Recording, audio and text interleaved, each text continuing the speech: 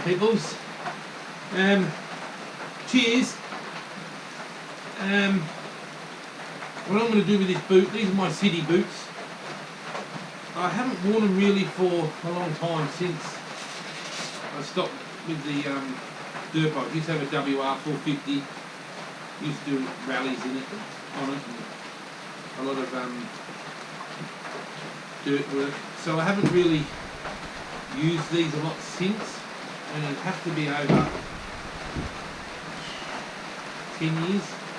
Anyway, the right boot fits perfect, fits still fine, but since I've had trouble with this leg, the way it's made my leg numb from my knee down, my left foot won't fit in it properly. It's very tight. So I don't know why, whether it doesn't look swollen. So what I'm going to do is I'm going to do it the old-fashioned way and try and stretch the boot.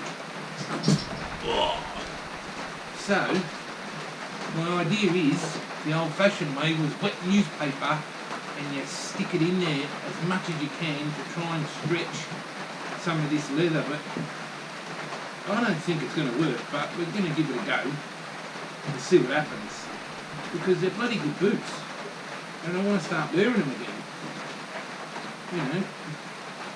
So I've got some newspaper there with me,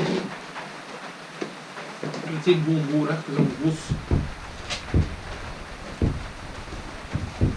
They're just a pain in the ass to get into, really, these Sidis, because you've got the inner part, the outer part, but they are a bloody terrific boot.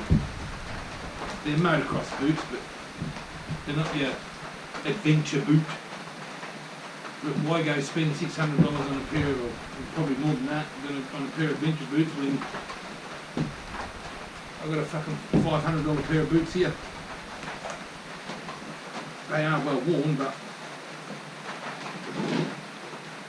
so I think this is how you do it. And you just squash it in there as much as you can in there. I really don't know how it's going to work. I'll probably get it in there, won't be able to get the paper out, But I've got to try something. Take these off before they break. So I don't know how it works, whether it's meant to put moisture in the leather or whatever. But it's, oh, look at my hands, all the ink's coming off. But it's just this part down in here.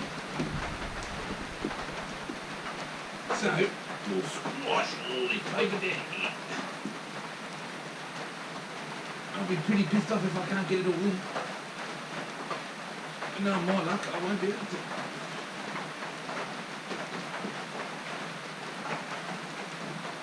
So, this is what we do, peoples. Try the old-fashioned way.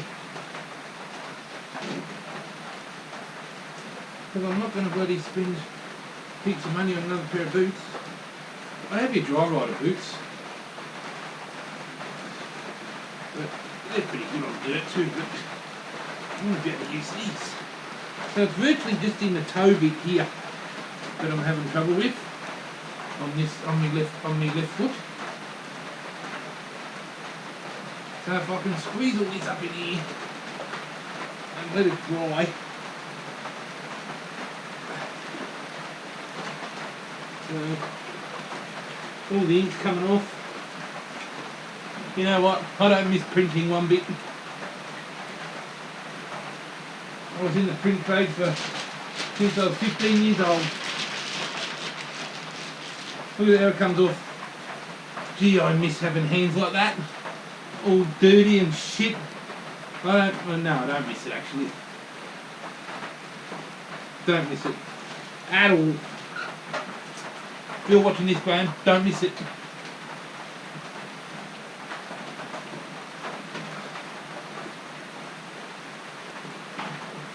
I reckon that'd be about it, peoples. Oh, I've put heaps in there. I reckon that'd be about it. Look, Yeah, I reckon that's about it, peoples. So I'm hoping that is going to work. If anybody else has any ideas, put them in the comments, because this is the only thing I can think of. I've tried thin socks, really thin socks, still the same. So it's just this bit here in the boot. The rest is fine, it's just here. So this is the only thing I can think of.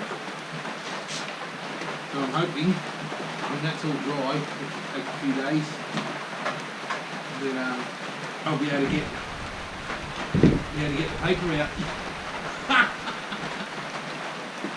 So there you go. So yeah. So that was another video I thought of. But I've got no more videos now. I can't think of anything. If you guys can think of something to I've rearranged the side panniers, taken most of the tools out of the side panniers and put them in the two front bags on the bike. So I can fit less stuff in the panniers, fit more shit, I suppose. Just to make the panniers a little bit lighter. Because when I go away next June, I won't be taking the top box. And the trip I'm doing for a week was meant to be this August, but it's not now, probably November. I don't want to take the top box. So the only reason I'm not taking the top box in June is because it's what they call a floating top box, so it wobbles like this. I don't know how that is going to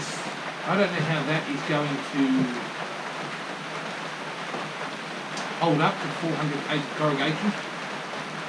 So I'd rather just leave it at home, to be on the safe side. I don't want a top box falling off and broken halfway through the trip. So there you go. So that's why I was doing the trip in August, just to get away as well, and just don't take the top box and give it a trial. I'm thinking of doing another video and on the bike, me and Amanda will be coming on this one, riding to all the state parks around Victoria. Some state parks you can do in a weekend, you can do one or two in a weekend. Some state parks you probably have to go away for more than a few days, and just drop into every state park where there's camping facilities and all that. And telling you what's there and what's not, and is it good for camping and all that sort of stuff. I mean, a lot of the people that look at my channel, they probably have been to all state parks, but it's just a video I've thought of, that's all. Nothing special. But I thought it'd be a good idea. You can buy a book on it, but it gets us away and gets us filming. So there you go. So that's a good one. Alrighty. So I'll catch you next time on Dino Madness. Oh, and a big shout out to Kimmy and Russ. Maybe you won't be coming over in October now. Not down here. But I hope so. But because when they come over in October, we're spending a good 3 or 4 days with them out on the road. When they come over, hopefully they allow, cross fingers, that they open the bloody borders to Victoria by then. But yeah, if they don't get to come over, I don't know what they're going to be doing for the holidays. So they normally come over here for a month, Kimmy Ross Adventures. So big shout out to them, and hopefully see you in October. If not, we'll see you another time, because we were meant to go over in July this month for a weekend, for 2 or 3 days, but we can't now, can we? Yeah. So alrighty, I'm rambling on, talking shit. Alrighty, so I'll catch you next time on Dino Madness, and everybody ride safe and stay away from the COVID. Alright, catch up.